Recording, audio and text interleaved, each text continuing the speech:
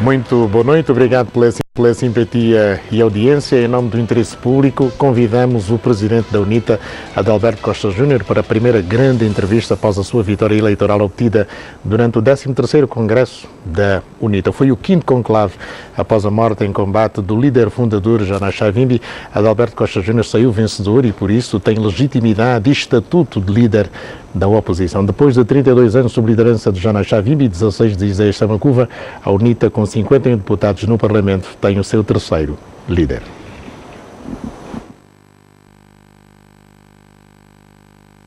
Adalberto Costa Júnior nasceu aos 8 de maio de 1962 na localidade de Quinginge, província do Ambo. Casado e pai de 4 filhos, fez o pré-universitário na Escola Comercial e Industrial Fontes Pereira de Melo, no Porto, em Portugal, na opção de Eletrónica, e o ensino universitário no Instituto Superior de Engenharia do Porto, no curso de Eletrotécnica, e o curso de Ética Pública na Universidade Gregoriana de Roma. Estudou ainda Informática, Comunicação e Marketing Político e Jornalismo. Para além do português, fala inglês, italiano e francês.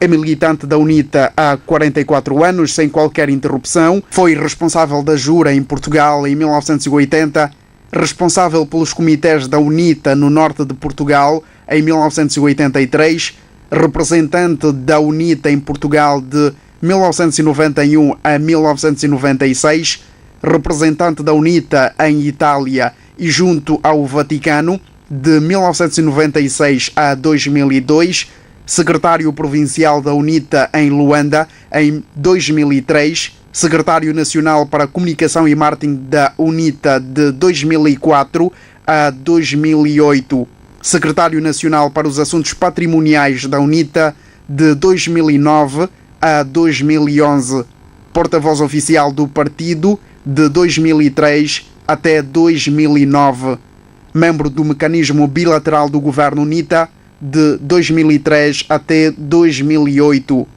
membro da Comissão Política e do Comitê Permanente da UNITA, vice-presidente do Grupo Parlamentar da UNITA de 2012 a 2015 e é presidente do Grupo Parlamentar da UNITA desde dezembro de 2015. Boa noite, Adalberto Costa Júnior. E agora? Muito boa noite, muito obrigado pelo convite, boa noite a todos os espectadores e angolanos que nos acompanham. E agora vamos ao trabalho. Quais são as suas expectativas agora como presidente eleito da UNITA? Bom, dizer que nós tivemos um congresso que foi preparado durante muitos meses. Fizemos uma longa campanha eleitoral que nos permitiu visitar todas as províncias do país. Eu só não consegui ir a Cabinda, portanto é uma prioridade lá ir agora, o que nos dá uma grande vantagem sobre a realidade do país em si. Portanto, nós temos uma definição muito objetiva, temos o programa do partido atualizado, não há motivo para perder tempo. Foi este o desafio que direcionei a todos os quadros que tomaram posse esta terça-feira. Agora é de sair dos gabinetes, procurar o cidadão e trabalharmos afincadamente. Uma das teses defendidas durante este 13º Congresso foi o do cabeça de lista. O senhor vai ser cabeça de lista do seu partido às eleições de 2022? De facto, houve uma quantidade de teses que animaram os debates do partido ao nível dos últimos meses, mês e meio, 2, e esta é daquelas que teve uma resposta muito clara. O cabeça de lista é o presidente do partido. Há dois grandes desafios para a UNITA e também para quem quer fazer política e quem está, digamos, na política. Falo das eleições autárquicas, não há calendário ainda, mas o presidente do MPLA hoje, nessa qualidade, falou que primeiro é necessário a aprovação deste pacote autárquico e vamos ter eleições, portanto, em 2022. São os dois grandes desafios da UNITA. O senhor quer ser poder em 2020 e poder em 2022? Os partidos políticos são instrumentos de serviço às sociedades e, naturalmente, o objetivo primeiro de um partido político é poder ser a opção dos seus cidadãos para a governação. A UNITA não é diferente e, indiscutivelmente, nós vamos posicionar-nos no sentido de podermos sair vencedores das eleições autárquicas e podermos ser a opção da maioria dos angolanos em 2022. O grande objetivo da UNITA é a partilha do poder nas eleições autárquicas, é isso? Conquistar o poder ou partilhar o poder com o MPLA? Sair vencedor das eleições autárquicas significa ter uma maioria de autarquias ganhas pela UNITA. Mas eu vou àquilo que acabou de dizer. Eu não acompanhei as declarações do Presidente da República, mas é evidente, pelo que se tem passado na Assembleia Nacional, que há um retardar do debate do pacote autárquico por parte do MPLA. Como todos acompanhamos, nós aprovamos em abril de 2019 todo o pacote autárquico. Maio, junho, julho não houve agendamento de nenhuma lei. Sendo uma matéria pertinente e urgente, ninguém conseguiu perceber porque é que houve a exclusão da agenda de toda esta matéria de tamanha importância. Em agosto, nos primeiros dias, debateu-se duas leis e até hoje não voltaram à Assembleia de novo ao agendamento.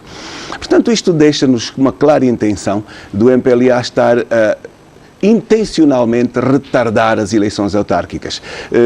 Por que o MPLA quer retardar essas eleições? Tem medo da transferência do poder vertical para o poder horizontal.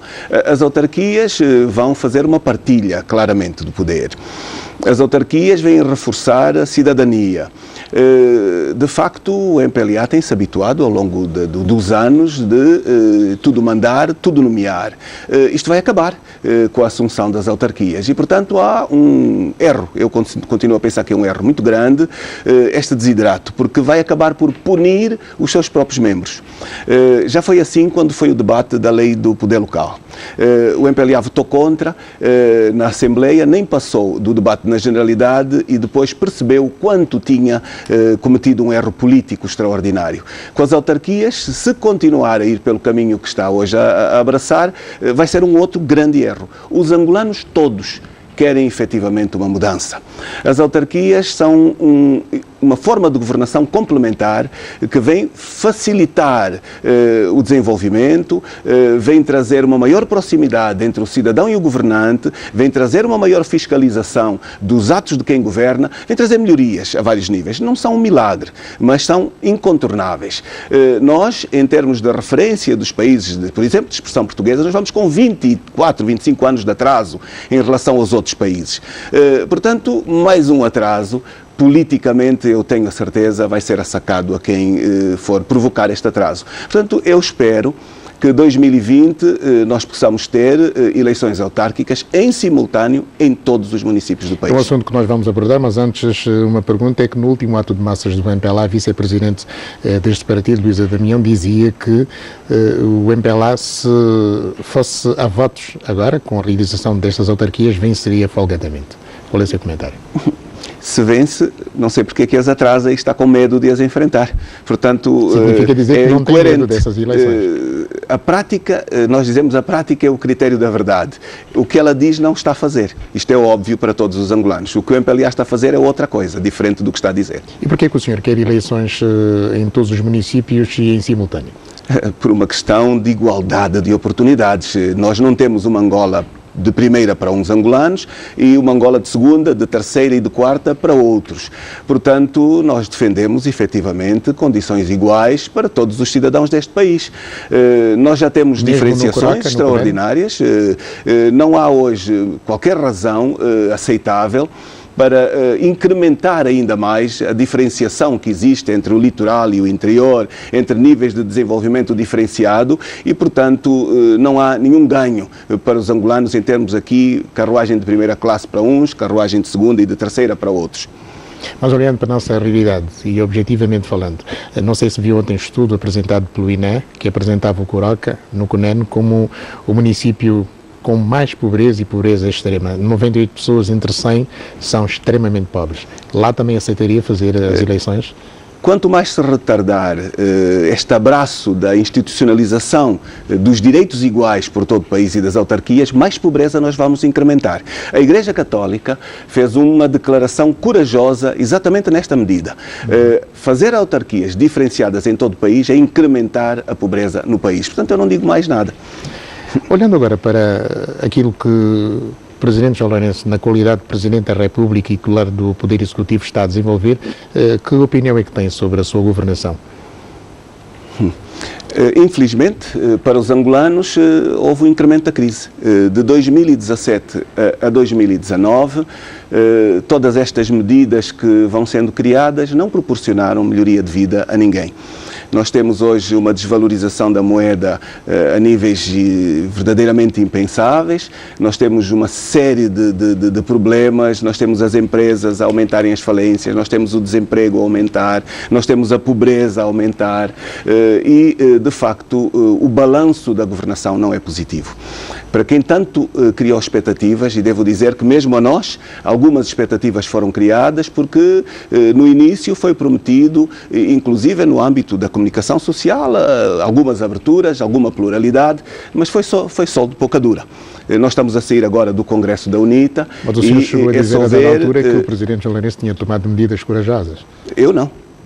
Eu fui daqueles que sempre disse que estive entre aqueles que fiquei com uma grande expectativa, mas infelizmente a expectativa ficou gorada em muito pouco tempo.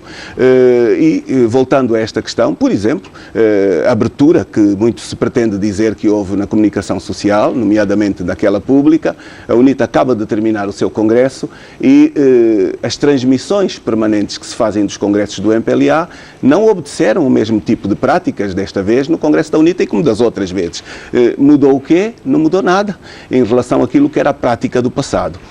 Portanto, nós temos que abraçar efetivamente, desculpe, mas há um Ministro da Comunicação Social que faz gestão política partidária também, infelizmente fala e fala bem e recebe ordens do Presidente da República, a menos que aqui o seu jornalista me venha dizer que o Ministro não tem dependência direta do titular do Poder Executivo. Não acredito nisso. Os gestores têm autonomia para gerir as empresas. O Ministro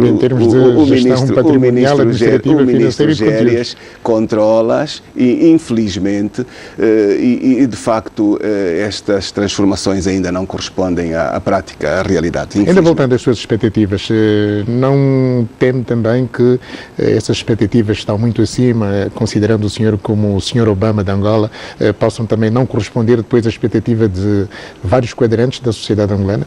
Bom, tal como, na sua opinião, está a acontecer com o Presidente João Lourenço? Eu tenho a certeza que está a referir a um ambiente de festa do fim do Congresso. Não será algo que tenha sido manifestado por mim ou por algum dos meus colegas. Na verdade, a UNITA terminou o seu congresso num ambiente de um grande aplauso de caráter nacional e este elemento agrada, sem dúvida, satisfaz, mas também responsabiliza. No meu caso muito pessoal, eu acompanhei, diria, a grande satisfação, o grande número de mensagens, as chamadas, a manifestação de apoio que ocorre diariamente quando andamos na rua e, de facto, os angolanos gostaram da forma como a UNITA abraçou o seu congresso, a forma como a UNITA abraçou com muita coragem candidaturas múltiplas, com uma enorme exposição pública e abraçaram também o final democrático, com muita transparência, como se procedeu à eleição do presidente do partido. Se de facto esta expectativa é negativa, não é. É uma expectativa muito positiva que nos diz que há uma sintonia entre aquilo que é a expectativa do cidadão e, de facto, o aplauso que a direção acaba por receber. Mas, tal como aqui citei, isto para mim é um incentivo, um acréscimo da responsabilidade. A UNITA, obviamente, que nunca governou, o MPLA governa desde a proclamação da independência, mas a UNITA tem sublinhado várias vezes que tem vocação de poder e tem uma estratégia, digamos, para governar Angola. Ora, quer ser poder em 2022 tem, obviamente, uma estratégia para tirar o país da crise. Que estratégia que a UNITA tem para superar esta crise que nós atravessamos? Antes de mais, dizer que nós conseguimos fazer uma atualização do programa de governação do partido, dos programas internos. Saímos do Congresso muito atualizados nesta medida. É nosso propósito muito firme de trazermos o partido para uma grande proximidade ao cidadão. Fazer das causas do cidadão os atos do partido. Este é um grande compromisso que nós temos, muito forte, e se nós conseguirmos, efetivamente, fazer com que o cidadão nos reconheça esta capacidade de liderarmos um movimento democrático para a alternância no país, nós vamos nos posicionar, certamente, em circunstâncias favoráveis para podermos atingir este desidrato de podermos chegar, seja às eleições autárquicas como as eleições nacionais, em circunstâncias vantajosas de podermos merecer a confiança política da maioria dos angolanos. Combate à corrupção faria diferente do que está a fazer o titular do Poder Executivo neste momento? Faria de certeza diferente. Começaria por onde? Disso não tenho nenhuma dúvida. Começaria por não fazer um combate à corrupção direcionado. Nós temos aqui um combate à corrupção que, para todos os angolanos, surge como um combate em que se perseguem uns e se protegem outros. Isto é claramente evidente. E, portanto, não é a melhor forma. Depois, o combate à corrupção, da forma como está a ser feito, apesar de muita publicidade e uma política direcionada, é fácil de ver, há processos que são trazidos, mas depois não são julgados, há aqui uma série de atos que nós todos acompanhamos, há pessoas que vão aos tribunais, fazem algumas declarações, depois já não vão mais aparecendo, porque essas declarações apelam a circunstâncias de gestão dos processos eleitorais, enfim, há de facto aqui alguma gestão que surge não como um combate à corrupção em que as instituições assumem a defesa da justiça e do direito de forma universal e aplicam esta defesa de forma universal a quem prevaricou, de facto não é isto que está a acontecer no nosso país. Depois tem um outro elemento.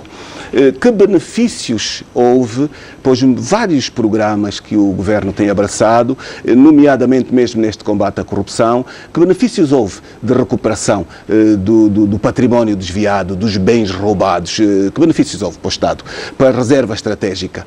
Nós não conhecemos, de facto. Por mais que questionemos, e eu quero lhe dizer que eu estou a sair de uma posição em que fui líder parlamentar da UNITA, e é-nos limitada a fiscalização a todos os níveis, e mais alguns, acrescida até em relação ao passado, e o marketing é que melhorou.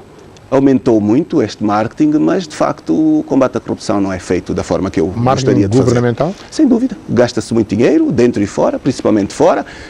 O senhor jornalista certamente não me vai dizer que desconhece a contratação de empresas nos Estados Unidos e não só, pagas com milhões e milhões de dólares para fazer a assessoria e o marketing pró-governamental, mas de facto o grande benefício, o resultado do repatriamento de capitais é inexistente. Nós não conhecemos números, o que se partilha são valores que pertencem ao Fundo Soberano. Fundo Soberano é esse que está longe de estar aceite, que é legítima a sua utilização e o desvio do seu destino. Como sabe também, este é um outro elemento bastante discutível. É uma garantia sobre as gerações futuras, está a ser desviado para os PIM. E, portanto, tudo isto sem debate social, porque esta é uma outra questão.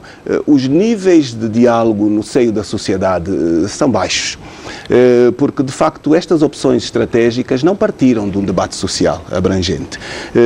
Eu não creio que alguma vez, para além dos partidos, a sociedade tenha sido alguma vez questionada se estava de acordo com esta utilização, por exemplo, de fundos estratégicos de garantia de futuro para gerações vindouras, colocados ao serviço dos municípios.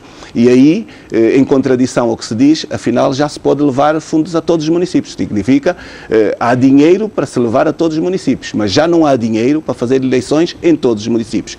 São estas contradições que de facto são visíveis para nós todos e que não trazem mais-valia e credibilidade à governação. O senhor, com 51 deputados no Parlamento, estará em condições de exercer uma forte oposição ao MPLA de João Lourenço? Nós temos exercido a oposição dentro dos limites máximos que temos podido fazer. Tomamos muita iniciativa, infelizmente uma parte da iniciativa fica nas gavetas da Assembleia. Eu falo nomeadamente das ajudas à governação representadas através da solicitação das comissões parlamentares de inquérito.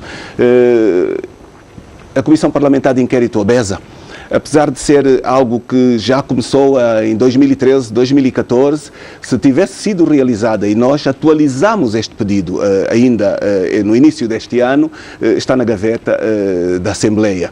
Comissão Parlamentar de Inquérito a Sonangol, está na gaveta da Assembleia. Comissão Parlamentar de Inquérito ao Fundo Soberano, não foi realizada. E, finalizando, a Comissão Parlamentar de Inquérito à Dívida Pública.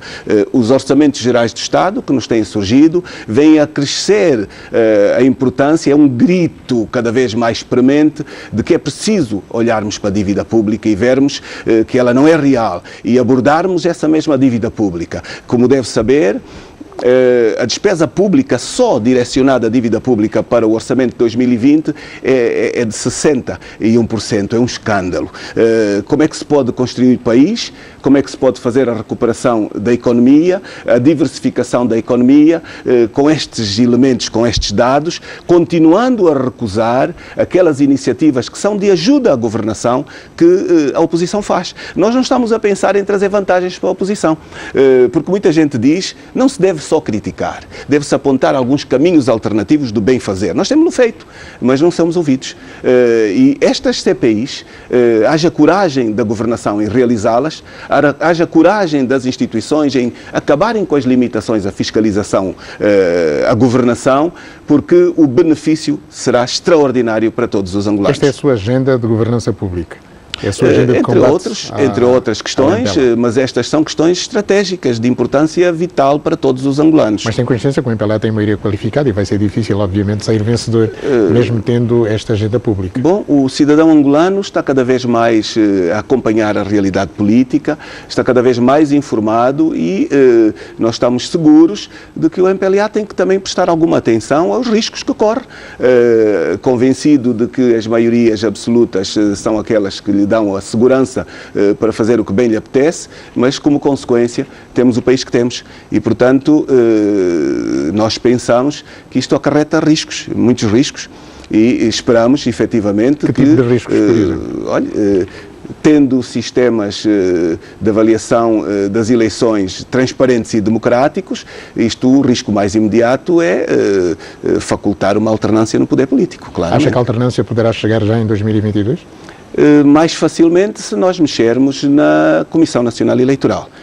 Com a formatação, o formato da atual Comissão Nacional Eleitoral, ela não é associada a facultar processos eleitorais transparentes, infelizmente.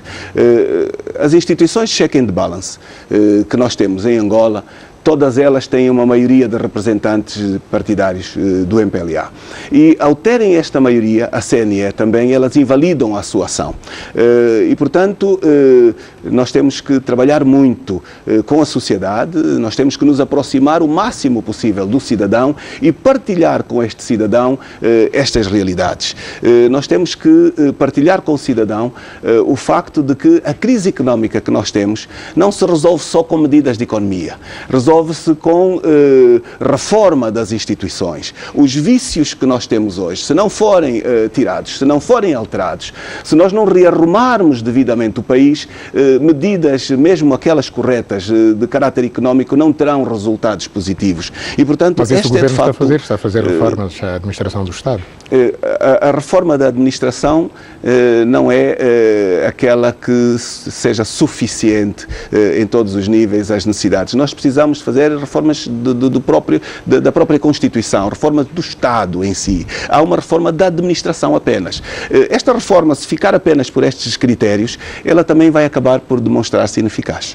Vamos falar disso na segunda parte, a revisão da Constituição. Aliás, logo a seguir ao seu discurso de vitória, enfatizou isso mesmo, a revisão da Constituição. É um assunto para mais aqui um bocadinho. Nós queremos ganhar dinheiro licitamente e vamos aproveitar agora. É tempo dos nossos comerciais. A conversa é com Adalberto Costa Júnior, presidente da UNITA, quer ser poder em 2022. Não sai daí.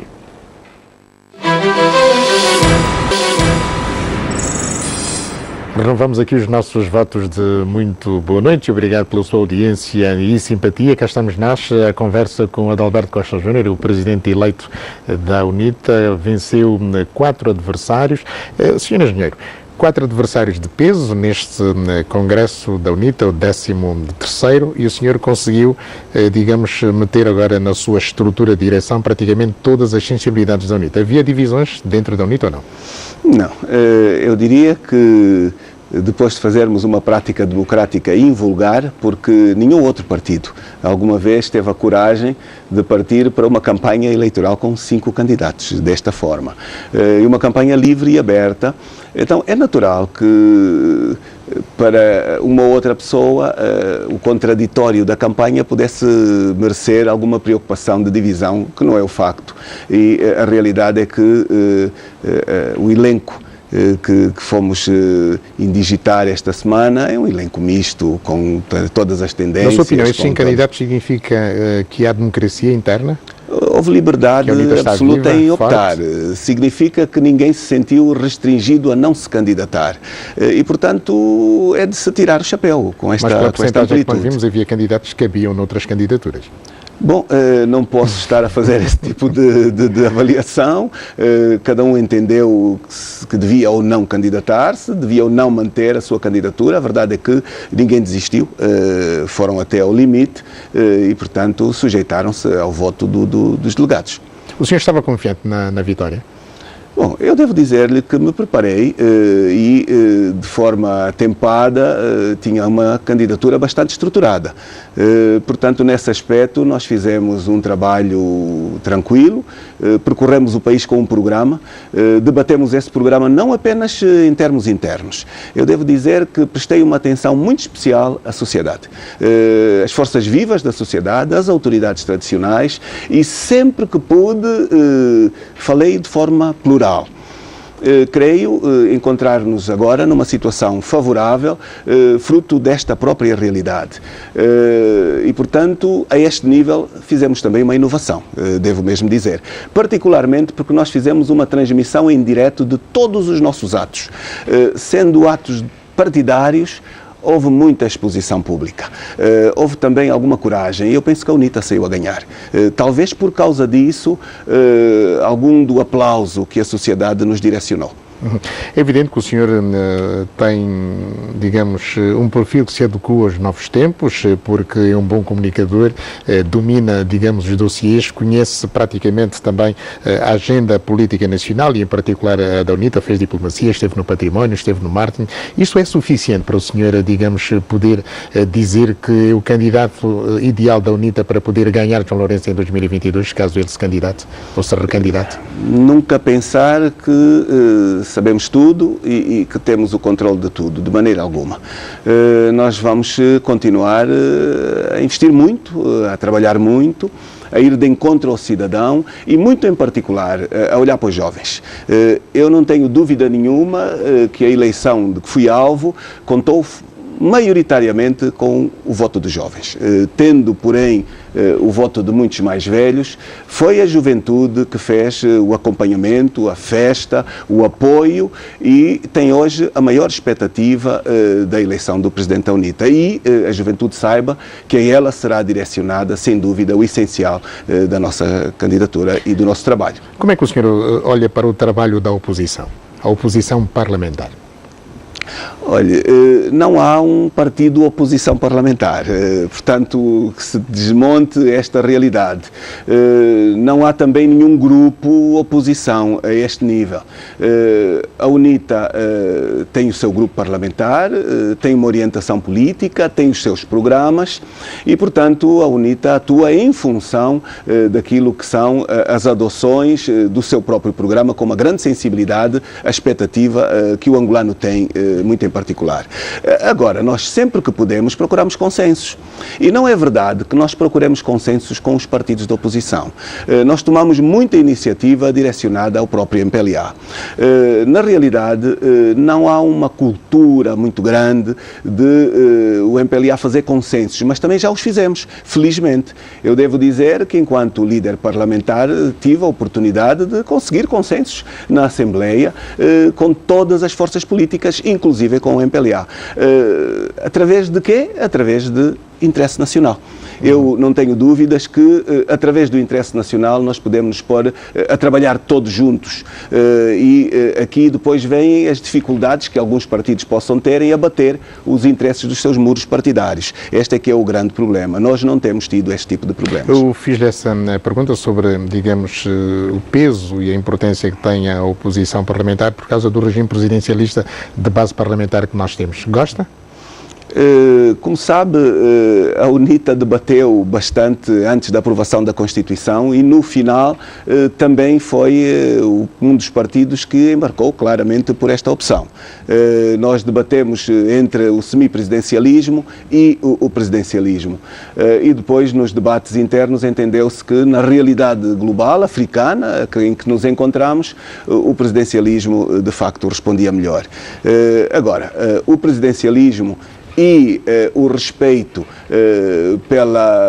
pelo papel complementar da Assembleia Nacional são coisas bastante distintas.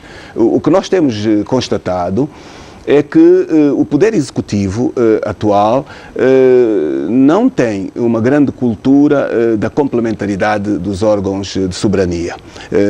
Infelizmente, não tem. Não tem e a grande verdade é que há uma sobreposição entre aquilo que são os espaços considerados naturais de um poder fiscalizador da governação. Há tentativas de restringir o exercício deste poder e depois vamos aos próprios tribunais. Os tribunais, como órgão de soberania, ainda hoje têm uma ascendência extraordinária e uma limitação daquilo que é o poder executivo. Isto mesmo foi afirmado pelo então Presidente do Supremo Tribunal, quando abriu o ano portanto, judicial este ano. Fiquei surpreendido porque tem sido aquilo que nós temos afirmado, mas a verdade é que o afirmou, que havia interferências e sobreposição do Poder Executivo ao Judicial. E, portanto, nestas questões ainda não se respeitam efetivamente estes aspectos da complementaridade. Ainda falando da oposição, vem aí um novo partido, a Delchi Vucu Vucu. Incomoda-o? Preocupa-o? Nós temos que ser democratas e, portanto, fazermos bem o nosso trabalho, não nos preocuparmos com a pluralidade, antes pelo contrário. E em relação àquilo que o senhor disse na sua declaração de vitória, a UNITA, se quiser ser poder, tem que conquistar as forças vivas, inclusive ou incluindo os sindicatos. A UNITA terá força para, digamos, poder atrair para si essas forças vivas da sociedade? Nós temos que ter essa capacidade de procurá-las, de sermos um espaço, um esteio de debate, de diálogo, de busca de soluções para os problemas nacionais e este é o nosso grande propósito, a nossa grande disponibilidade. Tal como disse, nós estamos aí para a estrada, sem nenhuma limitação, estamos aí a conversar, a falar com as igrejas. Repare, um dos grandes déficits atuais da governação é que o diagnóstico não existe. O diagnóstico global para depois poder direcionar soluções resultam de um debate limitado, restritivo. Este é um dos grandes problemas que nós gostaríamos de ajudar a ultrapassar. Trazer uma grande disponibilidade ao diálogo, ampliar esse diálogo às forças vivas, ir até as igrejas, conversar com os responsáveis destes setores, ir até a sociedade civil. Há estruturas da sociedade civil a produzirem estudos extraordinariamente importantes. Não quero citar nenhum em especial para não deixar de citar outros. A verdade é que a governação não tem uma grande disponibilidade para a auscultação na abrangência deste tipo de partilha, porque pensa sempre que é uma perda de soberania. Eu é que mando, eu é que posso, eu é que governo. Se eu for dialogar no sentido de obter uma melhoria, eu vou estar a restringir eventualmente esta minha condição de ter ganho as eleições. É um grande erro. E, portanto, nós tudo faremos para poder ser ponte de diálogo no âmbito desta sociedade. O seu antecessor, Isaías Chamacuva, ficou 16 anos à frente da UNITA. Dizia ele em 2017, durante a campanha eleitoral, que a UNITA, se vencesse, iria dar aos angolanos $500 como salário mínimo. Mantém? Nós temos hoje um cenário diferente a este nível. O país está a viver uma crise acrescida. A crise hoje é muito mais grave do que aquela que nós tínhamos na altura. Temos depois uma série de circunstâncias novas. Nós temos a crise acentuada. Nós temos a desvalorização do Kwanza a limites nunca sentidos. Nós temos problemas cambiais terríveis, a vários níveis. Taxas de juros a crescer. Temos um IVA aplicado, com que nós concordamos, devo dizer, mas aplicado em momento absolutamente errado. E, portanto, nós temos uma série de cenários macroeconómicos de realidades distintas, infelizmente para pior do que aquelas que nós tínhamos. Temos que fazer um estudo de atualização desta matéria. Consigo agora, no Leme, que estratégias têm para a diversificação da economia? Olha, antes de mais, nós temos um diagnóstico bem rigoroso das razões desta crise, bem como de como sair dela. Se me permite uma partilha também muito rápida, pediu-me respostas rápidas, dizer que o que se passou em Angola foi, de facto, algo muito interessante, que nos trouxe a esta crise. A crise não é resultado da baixa do preço do petróleo, como continuamente se continua a dizer. Este país começou a Era da Paz em 2002, 2003, o barril de petróleo atingia os 15, 16 dólares o barril. Para chegar ao período do boom mais alto, entre os 105, 110 dólares o barril, qualquer coisa de extraordinário. O que é que o governo angolano fez? Sempre que a receita crescia, aumentava a despesa. Sempre foi assim.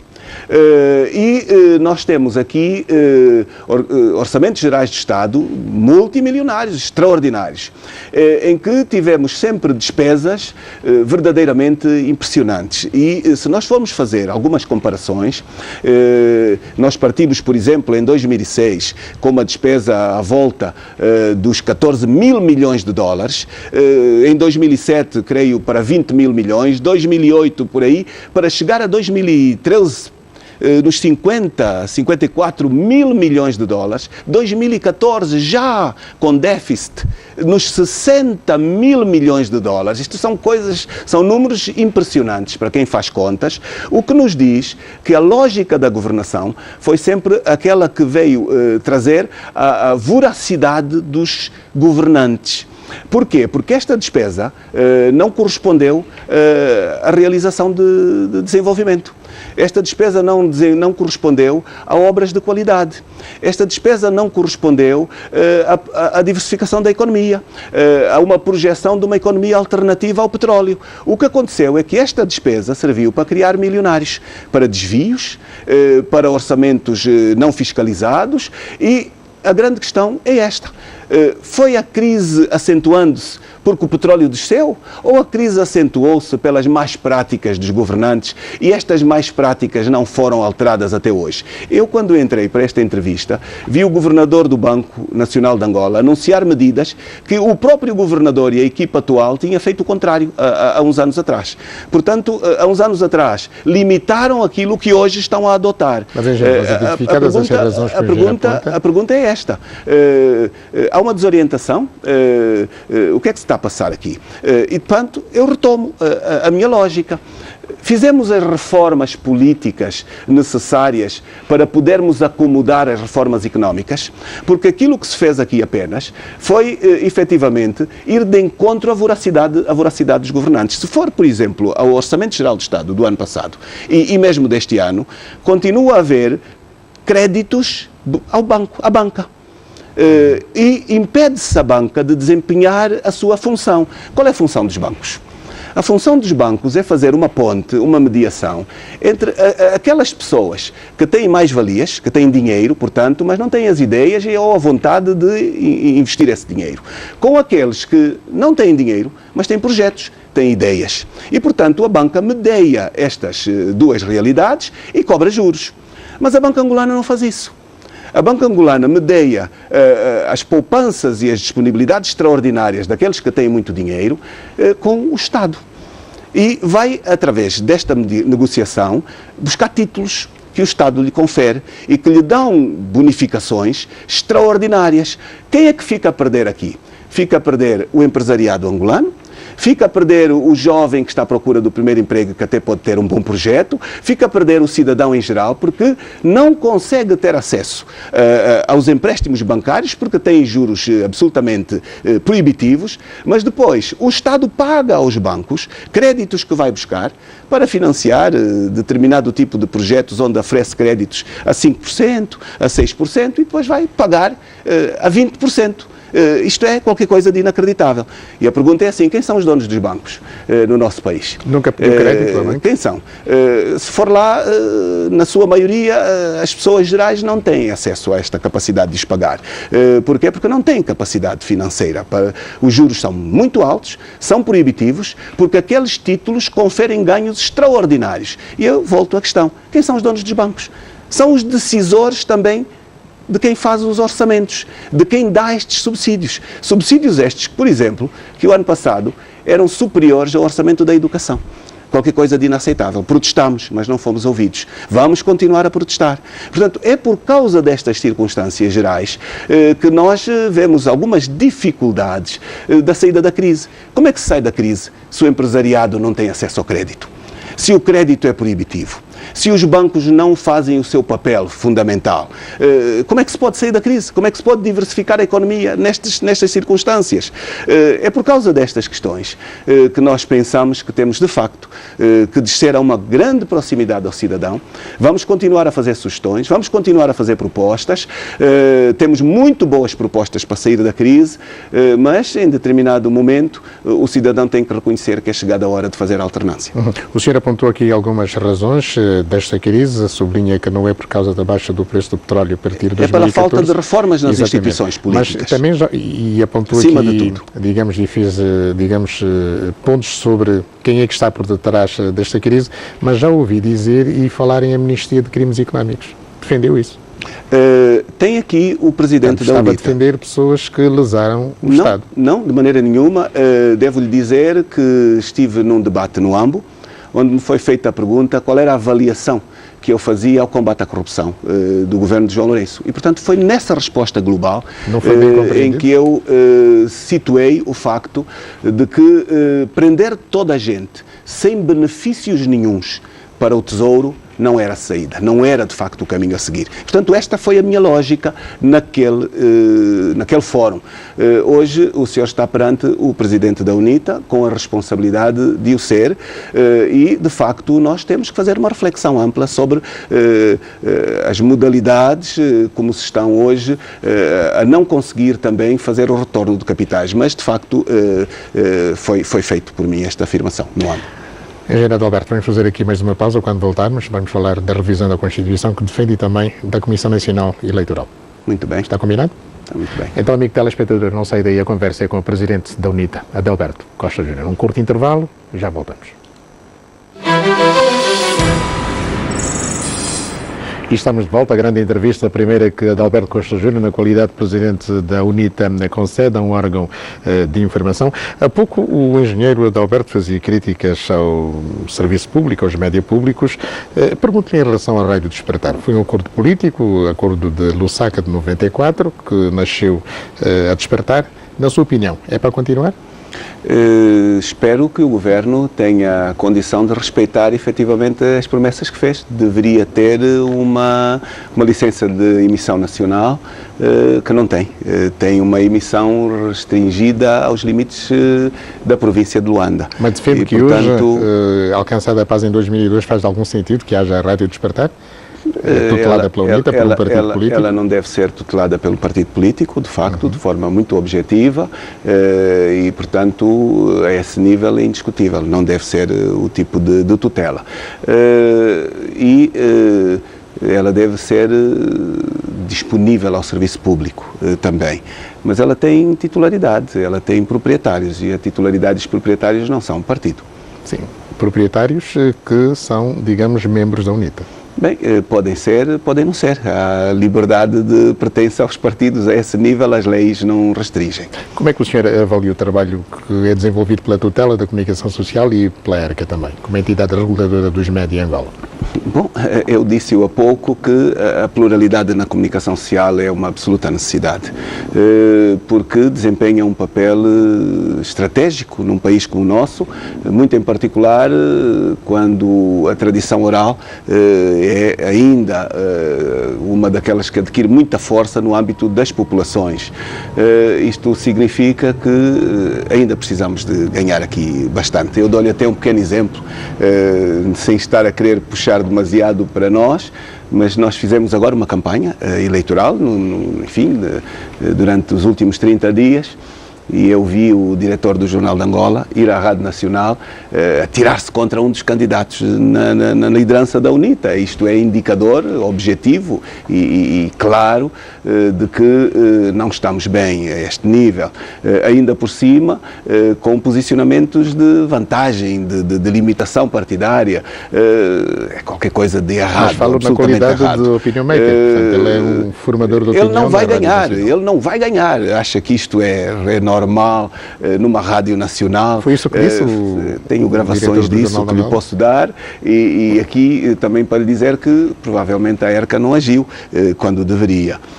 Portanto, há ainda muitos desvios, ainda vínculos de âmbito partidário a motivar este tipo de intervenções e, portanto, foi só uma chamada de atenção, mas que foi verdadeira e real e não ocorreu uma vez, isto ocorreu até em 2 semanas seguidas. Portanto, como vê, ainda temos muito trabalho para fazer. E não foi a nível intermédio, foi a nível de chefias, o que diz-nos bem o quanto ainda o Estado é interpretado partidariamente, por conveniências, por apoios ou por contrariedades, sem que a pluralidade seja uma garantia. Tem-se investimentos grandes que se fazer aqui. Sr. Presidente, hoje não vivemos sem redes sociais, há quem fale em jornalismo cidadão, há quem diga que é um complemento, digamos, ao jornalismo tradicional, o que eu discordo, mas ainda assim não devemos ficar indiferentes a este debate, este combate que surge nas redes sociais. O senhor travou, digamos, por interpostas pessoas, um combate cerrado contra um dos conselheiros da ERCA, Carlos Alberto. É para continuar na ERCA? Eu não travei combate nenhum, portanto, penso que ignorei-o a esse nível. Agora, a UNITA tem responsabilidades claras e, portanto, a UNITA vai agir em conformidade com aquilo que é o interesse da pluralidade e de um espaço que lhe confere. Agir em conformidade significa o quê, Sr. Engenheiro? Significa que eu não trato estas questões nos debates públicos, trato-os dentro do partido, ouço as instituições. Nós fomos eleitos há uma semana, nós estamos numa semana em que estamos a dar posse aos órgãos todos. O Comitê Permanente da UNITA, que é por excelência o órgão executivo permanente de gestão do partido, a direção da UNITA tem uma tradição, tem um presidente, mas tem uma direção coletiva e, portanto, eu não vou vincular algumas medidas que não passem também por um órgão como este, porque tenho responsabilidades. E eu respeito. Constituição, por que quer a revisão da Constituição que foi promulgada em 2010? Desde a própria altura em que ela foi aprovada, mereceu um debate bastante forte ao nível da própria sociedade e não é novidade para ninguém o epíteto de que nós estávamos a ver aprovar uma Constituição atípica.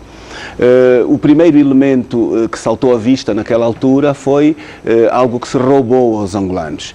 Desde a Constituição de 2010, os angolanos deixaram de poder votar diretamente a eleição do Presidente da República. E, portanto, esta foi uma grande perda que aquela Constituição nos trouxe e que, cada dia que passa, nós temos os efeitos desta realidade. Por exemplo, eu, enquanto líder parlamentar, por exemplo, eleições separadas. Sem dúvida, porque nós temos hoje o Presidente da República eleito numa lista da Assembleia Nacional e nós dizemos a boleia da Assembleia Nacional. O cidadão angolano não elege diretamente o Presidente da República. Ao não eleger, ele também não está sujeito à fiscalização, porque ele não vai à Assembleia prestar contas. E, de facto, este é um dano extraordinário para o país. O Grupo Parlamentar da UNITA, em maio, viveu uma crise extraordinária dos combustíveis, como todos os angolanos acompanharam. E pediu um debate de urgência, onde chamou à Assembleia ministros relacionados com esta realidade para irem prestar contas desta situação. Estávamos num colapso com consequências amplas para o país. Entrou, mas não se realizou até hoje. Portanto, as capacidades fiscalizadoras e a condição de responsabilidade devida aos angolanos por intermédio da Assembleia não é respeitada pelo governante. E, portanto, isto decorre fundamentalmente de nós termos uma Constituição que diz que há um titular do Poder Executivo, que os ministros são seus auxiliares e que, portanto, estes não respondem fundamentalmente se ele não lhes autoriza. Portanto, é uma consequência da não eleição do Presidente da República. Esta é uma necessidade. Nós precisamos de fazer uma reforma também da lei eleitoral. Objetivamente, é outra das grandes necessidades. A Comissão Nacional Eleitoral precisa efetivamente de abraçar condição de conduzir processos eleitorais transparentes, absolutamente democráticos, que não temos tido. É uma permanente polémica, ano após ano eleitoral. Nós temos a Comissão Nacional Eleitoral com uma maioria dependente de instrutivos de caráter partidário. Portanto, nós, de facto, temos que parar e questionar-nos. Queremos, de facto, abraçar o Estado democrático plural ou não? Queremos continuar a restringir as liberdades ou queremos evoluir? Porque esta é a grande questão.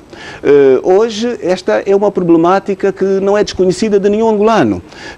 Querer fazer, por exemplo, eleições autárquicas, onde é a CNE de Luanda, que determina o resultado da autarquia, é um escândalo tão grande, que fica aqui também um pedido de reflexão. Não incorramos em mais este nível de exposição. Soube que, em princípio, será agendada para os próximos dias o debate da lei eleitoral no âmbito autárquico. E divide-nos profundamente este tipo de realidades. Aqui para a Constituição, o artigo 221, portanto, a tutela administrativa, as autarquias locais estão sujeitas à tutela administrativa do Executivo. A tutela administrativa, que significa que as eleições deve ser o Executivo a formatá-las? Se é isso que me está a questionar? Não, tem que olhar para o artigo 221. Ele é muito claro em relação à tutela administrativa. A perguntar, acha que é o Executivo que deve ditar o formato da modalidade eleitoral? Por consequência disso? E é por isso que era a revisão da Constituição? Não, nós queremos melhorar o ambiente democrático do país. Nós queremos claramente fazer a assunção de uma Angola que quer entrar no camboio do desenvolvimento e não ficar retardado. Devo-lhe dizer até que, enquanto deputado, fiz parte do Fórum da SADC. O Fórum da SADC tem uma lei modelo eleitoral. Esta lei modelo eleitoral está bastante evoluída e ter-nos-ia terminado com os conflitos se fosse adotada em Angola. Há um pressuposto dos países membros abraçarem a lei modelo eleitoral dos seus países membros. E, portanto, para lhe dizer que até temos estas facilidades, mas não estamos a abraçar estas ajudas que nos vêm da região e que terminam com as dúvidas e as interferências que nós temos hoje na CNE. Garantem, efetivamente, uma Comissão Nacional Eleitoral independente. E, portanto, nós temos que evoluir. Tenho duas questões. Muito bem. Uma delas é relacionada com o governo sombra que o senhor manteve e com o Raul Nanda à frente. Muito bem. Creio que não resultou com Isaías Samacuva. Vai resultar consigo? O governo sombra tem razão de ser. Nós queremos trazer um crescendo de intervenção pública por especialidade. Nós vamos dedicar ao Governo Sombra as condições totais para ter eficácia. Portanto, é quanto lhe posso dizer. Projeto Mongai, acha que está válido para o senhor sair poder em 2022? Foi bastante discutido no Congresso. No âmbito dos referentes há uma continuidade dos valores e, portanto, a este nível não há nada a discutir. O senhor vai se manter inspirados nesta matéria. Inspirado em Jonas Savimbi? É bom que me tenha colocado esta questão e eu penso que vou-lhe dar um passo mais à frente, que provavelmente lhe quereria questionar. Não, digo isso foi uma das teses que foi defendida em Congresso. Os líderes históricos dos nossos partidos desempenharam um papel extraordinário no âmbito do combate ao colonialismo, trouxeram-nos a independência e Jonas Savimbi foi mais longe, foi também o líder que nos permitiu fazer a resistência à ocupação russo-cubana. E, portanto, aquilo que que é hoje a assunção da democracia, economia de mercado, uma série de questões têm também o mérito da intervenção deste senhor. Portanto, hoje estamos a acompanhar alguns aspectos que a sociedade tem vindo a discutir, algumas publicações provavelmente têm esta pergunta para fazer, e eu estou-me a adiantar. Nós temos que herdar o contexto histórico, todo ele. O contexto histórico tem muitas vitórias e também tem elementos menos positivos. E isto é partilhado por todos os movimentos, é partilhado inclusive pelo grande Manguche a todos os níveis. Portanto, eu penso que nós temos que ter a humildade de reconhecer que também temos aspectos menos positivos, mas saber valorizar os aspectos positivos de quem tanto deu a este país. E em relação a isso, aos tempos históricos, o senhor sublinha, aliás, na sua divisa, que a cada momento histórico, um líder. O senhor é o líder do momento? Eu penso que as lideranças têm posicionamentos particulares, específicos, e, portanto, a grande diferenciação que nós podemos ter também tem muito a ver com a personalidade e com o estilo de liderança que qualquer um de nós pode assumir. Certamente que o estilo de liderança de um Adalberto poderá ser diferente do estilo de liderança do Amílcar Xavier ou de outro qualquer angolano, apenas esta matéria. Da nossa parte, uma grande disponibilidade, toda a criatividade possível e, portanto, dizer, eu sei que está no fim, que nós gostaríamos de dedicar este mandato fundamentalmente a duas grandes áreas da nossa sociedade, a juventude e a mulher. A juventude, porque ela é maioritária, porque ela está carente... ainda na sua estrutura, na sua equipa? Não. A juventude não está minoritária. As mulheres? As mulheres têm, de facto, que aumentar. É um compromisso. O Congresso da UNITA adotou uma grande medida, trazer as mulheres até 50%. Vai ser, sem dúvida, um dos maiores desafios do meu mandato enquanto presidente do partido. A juventude urbana para o seu manifesto? A imagem dos últimos dias diz-me que sim. De facto, é com alguma satisfação que nós vemos uma grande procura da UNITA por parte de todas as localidades. Não é só no espaço urbano. O pós-congresso deu-nos, de facto, esta enorme satisfação de estarmos a receber muito cidadão que procura o partido, procura as instituições do partido, procura a intenção de ter cartão, e eu penso que nós temos que confirmar as expectativas que nos estão a ser direcionadas e, portanto, se depender da dedicação e do trabalho, pois pode ter a certeza que nós vamos fazer o limite. Esta máquina que montou é para ganhar 2022 e 2020?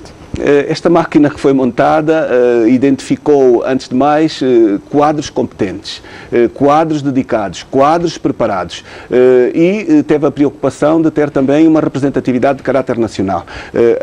O caráter da representatividade não foi o peso específico mais importante. O peso específico foi a qualidade dos quadros. A máquina do MPLA tem 44 anos. Pois nós estamos convencidos que só há democracia com alternância. Nenhum país do mundo pode assumir-se como uma democracia onde não houve alternância do poder político. E é chegada a hora de Angola entrar dentro do conjunto de países que digam somos países democráticos. Enquanto não fizermos uma alternância, nós não somos uma democracia. Esta é a garantia que deu aos militantes da UNITA que votaram em si?